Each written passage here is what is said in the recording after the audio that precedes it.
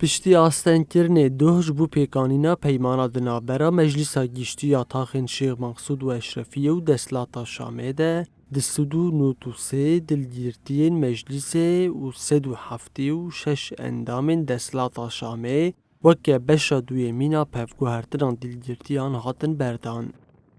Welatiyên her du taxan bi Dahol, Zirne û Dîlanê pêşwaziya dilgîrtiyan kirin.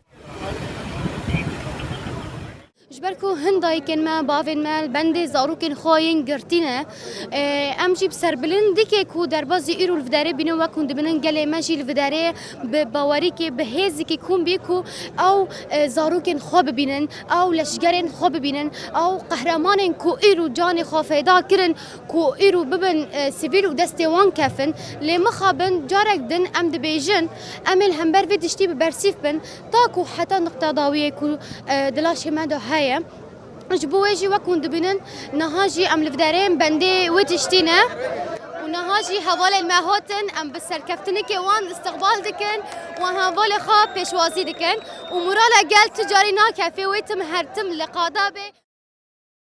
Beşa yekemîn a pevguhertina dilgirtiyan di seyê Nîsanê da pêk hat.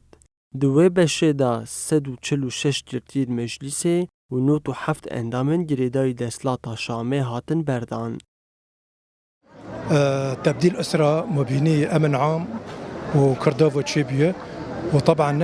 هرو اتفاقات تشيبية حتى في دقيقة أمس كرينة ما دو شهر سولو مع كوركر ومع خدمات كر وحتى أم جيشتن في نختي واتفاقات تشيبية مبينية أمن عام وكردا ونوكا أزي شخصيا الفرصة كلمة نمعني كسمة يدو هاي هم تغوزن يكبين دستورية دو تشيبية وإن شاء الله جي تشيبية اتفاقاتنا كنا يواش واش داس بي وإن شاء الله وسركتم بي.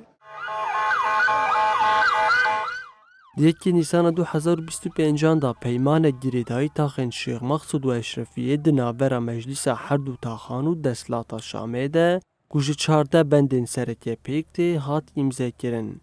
Benda danzdan a peymanê girêdayî valakirina girtîgehên her du aliyan li Helebê û kesên piştî rizgarkirinê hatine dîlkirtin û were berdan.